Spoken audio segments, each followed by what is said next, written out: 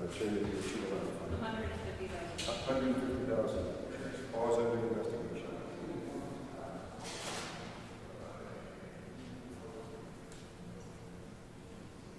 Yeah, I got a tip for you from Dartmouth. Hello. Lady at 2:30 says her neighbors, I want her to get the baby, you guys, stuff, and she thinks that with him right now, they're being so that's true. Well, I think we're up to close to 20 arrests by the anti-looting team. I just pulled right past that. Do you have any info on the building collapse? Okay. So we That's, Stanislaus? I know something, but I don't know. Some type of glass, structure that is in place, may not have actually, so whatever glass, but I am aware of the total have. Who's mentioned this now? Advisory will go out later.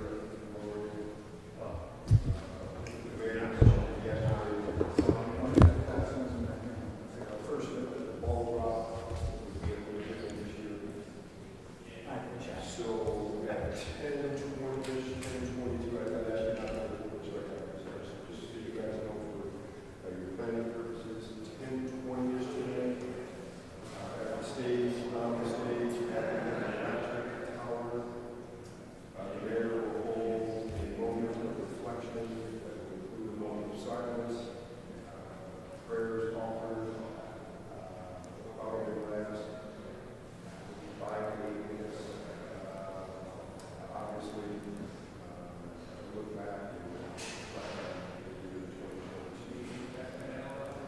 So we anticipate live streaming that from their Facebook page. Again, I think the official time will be with the United States here. About 10:22. It should be about a 5 to 8 minute long reflection. Again, at the stage, at the elected. We will live stream, and we are planning on live streaming from the mayor's Facebook. Okay? That's for planning purposes only, an official advisory will go out. I just wanted to let you know, I know we're all running around this New Year's Eve and all of that stuff.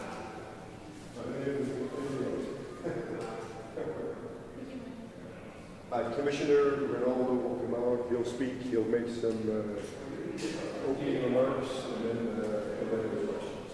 Okay?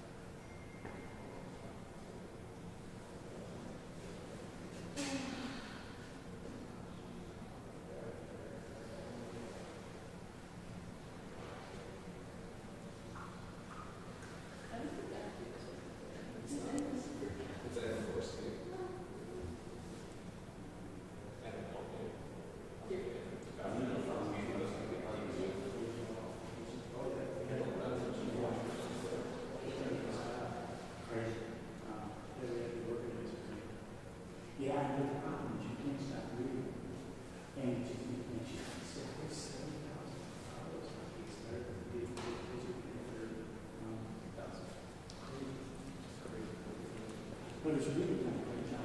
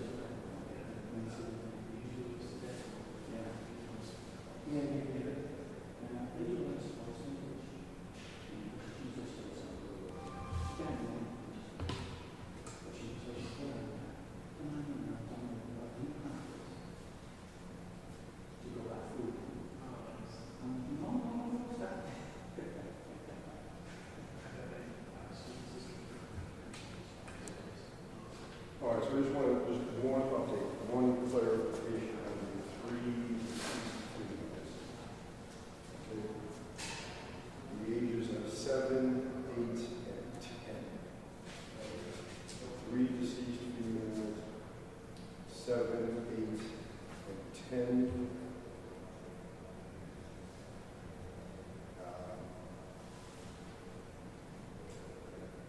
The other two children were critical at Children's. At this point, I can tell you one's a male, one's a female. Are they between 3 and 10, so is that? Yes. And just the infants, again, also a female.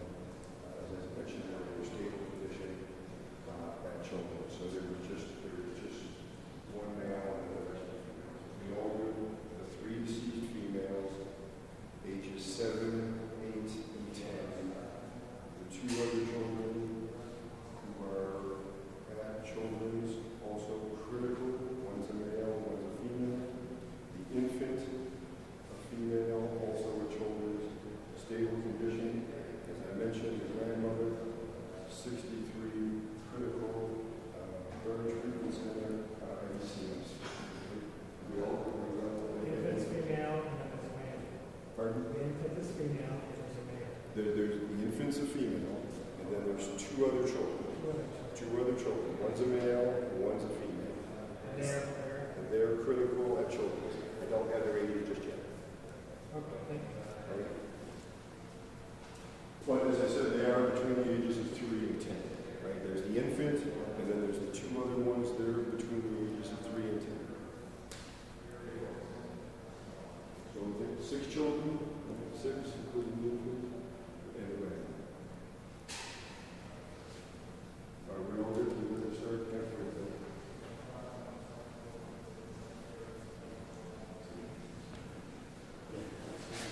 Stable condition?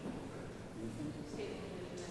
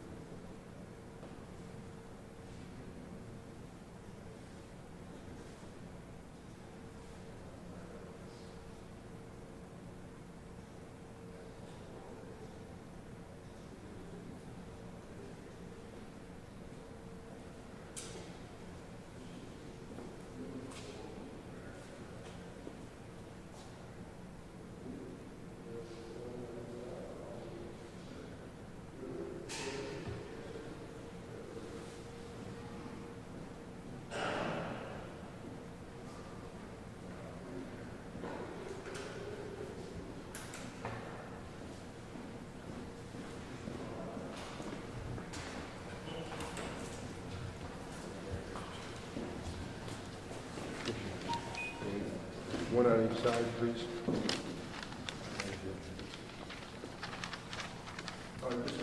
Just let me know when you're ready.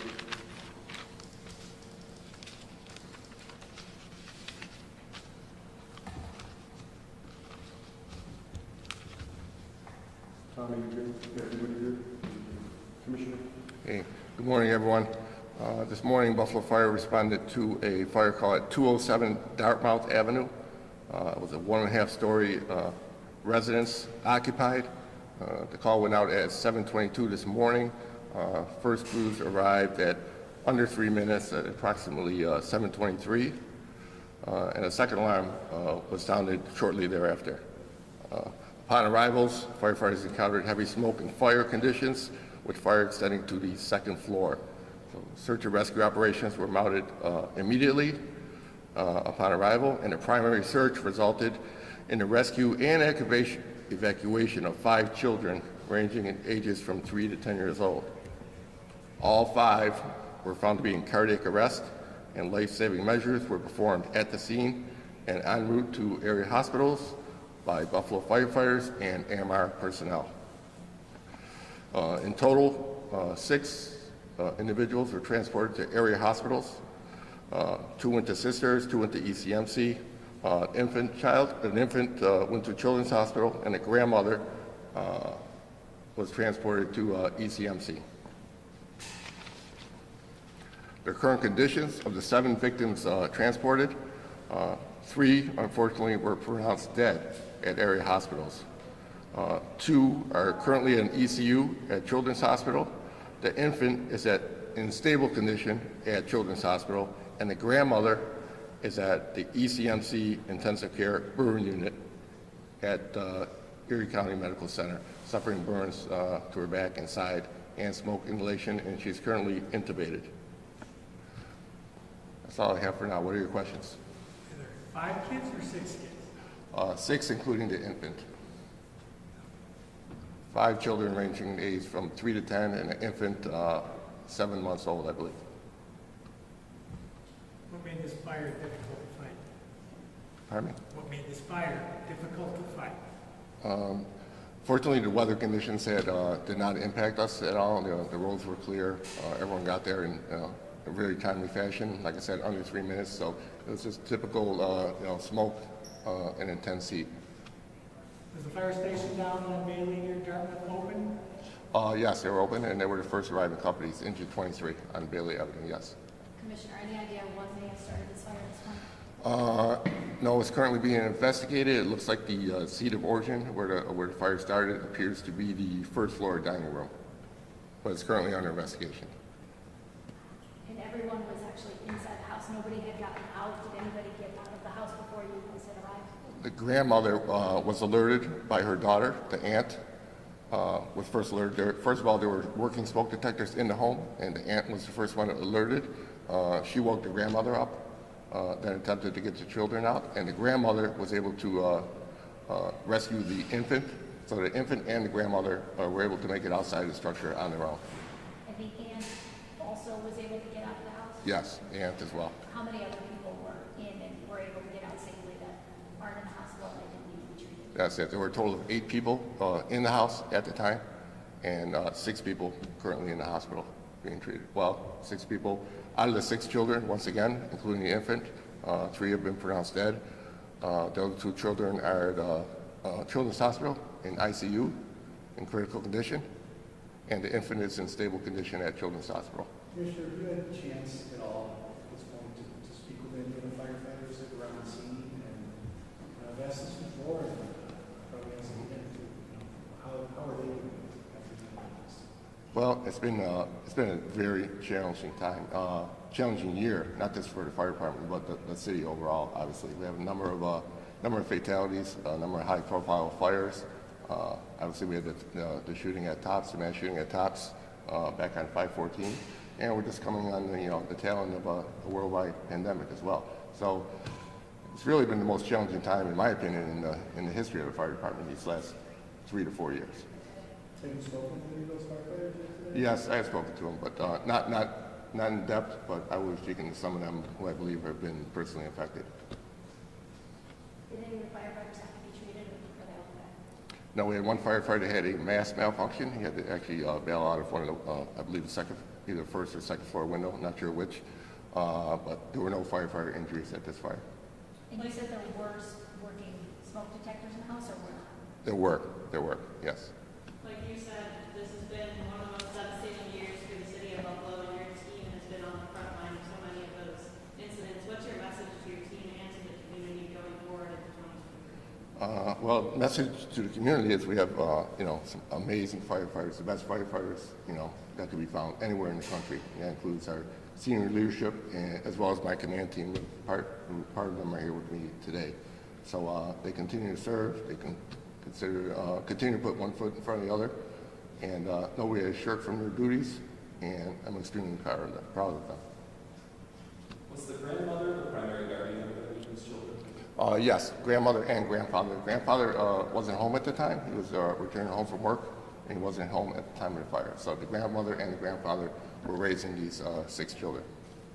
Commissioner, I don't want to keep harping on the same thing, but how concerned are you about your department and firefighters? Because this takes a mental toll on them as well, especially when you're talking about young kids. I'm sure many of your firefighters have young kids. I'm very concerned. I'm very concerned. I just put out a BFD everyone message yesterday, in fact, reminding everyone of the assistance that was available to the CDEAP from the union EAP, from our department chaplain, and our peer-to-peer program that we also have, that union also runs. So I'm very concerned.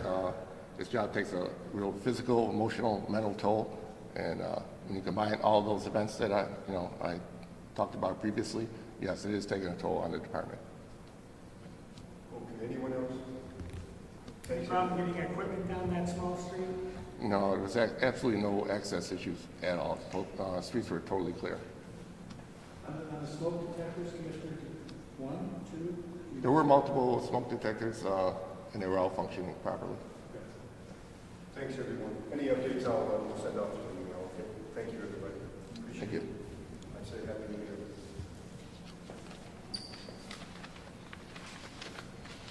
All right, so Commissioner, just one, I know you mentioned the sisters. I think the ones that